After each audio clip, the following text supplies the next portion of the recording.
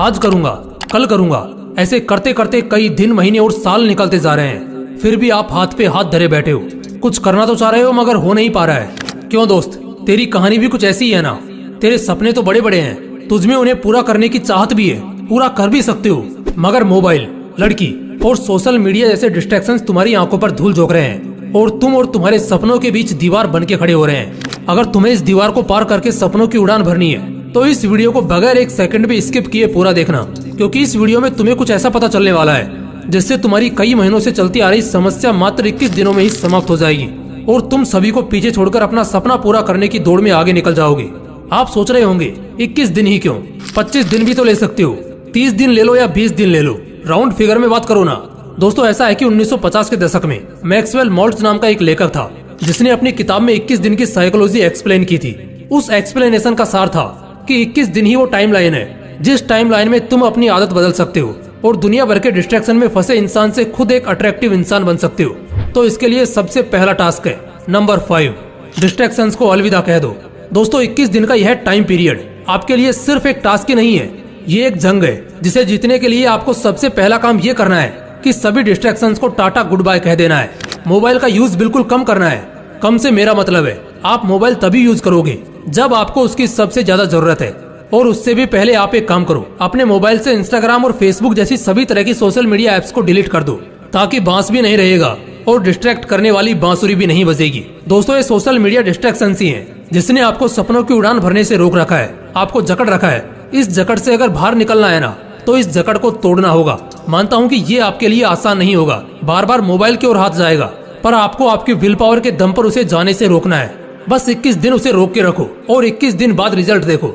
Number 4, wake up early in the morning.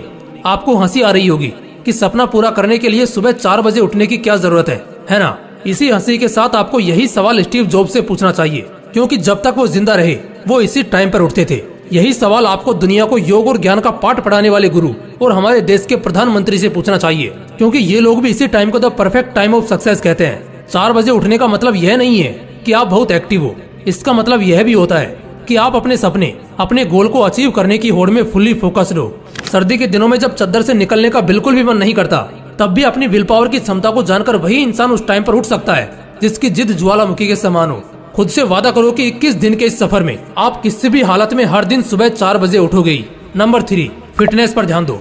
आपको एक किस्सा बताता हूँ। एक इंसान था, उसका बचपन से एक सपना था कि एक दिन वो एक ऐसा मुकाम हासिल करेगा जहाँ उसे बैठे बैठे सब मिलेगा। वो फुल ऐशो आराम की जिंदगी जिएगा। वो अपने गोल को अचीव करने के प्रति फुल्ली डेडिकेटेड था। उसका डेडिकेशन लेवल इतना हाई था कि ना तो वो ठीक से सोता और ना ही ठीक से खाता था। उसने अपना सपना पूरा करने के लिए कोई भी कसर नहीं छोड़ी थी। वो सोचता था कि गोल अचीव करने के बाद तो यह सब करना ही है। अपने इसी डेडिकेशन, अपनी इसी खून पसीना एक कर देने वाली मेहनत के दम पर उसने वो मुकाम हासिल भी कर लिया। अब उसके पास वो सब कुछ था जिसे पाने के उसने सपने देखे थे।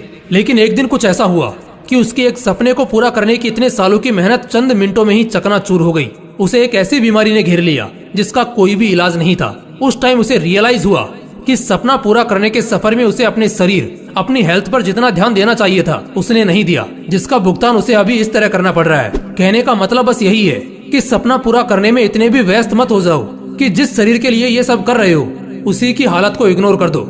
इन 21 दिनों में आपको हर दिन 4 बजे उठते ही कम से कम आधा घंटा मेडिटेशन और आधा घंटा एक्सरसाइज करनी ही है। इस तरह दिन में कम से कम 1 घंटा अपनी बॉडी और ब्रेन को शार्प करने के लिए देना है। नंबर 2, एक अच्छी आदत डालो। सपना पूरा करने की सबसे बड़ी आदत के अलावा भी आपको एक छोटी सी अच्छी आदत डालनी है। आप दिन भर घर पे बैठे बैठे सोशल मीडिया स्क्रॉलिंग या ऑनलाइन गेम्स खेलने के आदी हो चुके हो, तो आउटडोर गेम्स खेलने की आदत डालो। दिन भर रील्स देखने की, कॉमिक बुक्स पढ़ने की आदत है, तो 21 दिन के इस सफर में आप रोज कम से कम 1 घंटा एक ऐसी बुक पढ़ोगे जिसका आपकी प्रोडक्टिविटी पर पॉजिटिव इम्पैक्ट पड़ेगा। कोई नई स्किल सीखो। ऐसी आदत डालने से न केवल आपको कुछ नया सीखने को मिलेगा, बल्कि इसका आपकी थिंकिंग पावर पर भी एक पॉजिटिव इम्पैक्ट पड़ेगा। ये आदतें आपको दिन भर एनर्जेटिक रहने में मदद करेंगी। 21 दिन बिना किसी एक्सक्यूजेस के आपको ये डेली करना है। Number 1, self control. अपने गोल को अचीव करने के लिए कितना ही प्रयास कर लो, साम दाम दंड भेद सभी का उपयोग कर लो, लेकिन जब तक आप अपने आप को कंट्रोल नहीं कर पाओगे तब तक आपके लिए कुछ भी अचीव करना ऑलमोस्ट इम्पॉसिबल है। एक तरफ आप कुछ प्रोडक्टिव करना चाह रहे हो और दूसरी ओर सोशल मीडिया स्क्रॉल करने पर आपका बिल्कुल भी कंट्रोल नहीं है, तो कैसे आप काम कर पाओगे और कैसे अपना गोल अचीव कर पाओगे? अपनी लगाम अपने हाथ में रखना सीखो। मोबाइल जैसे डिस्ट्रैक्शन के हाथ में अगर आपकी लगाम होगी तो वो आपको ऐसे दौड़ाएगा कि आप चाहकर भी कुछ नहीं कर पाओगे। इन 21 दिनों में उन सभी चीजों से दूरी बना लो जो आपका कंट्रोल अपने हाथों में लेने का प्रयास करती हैं।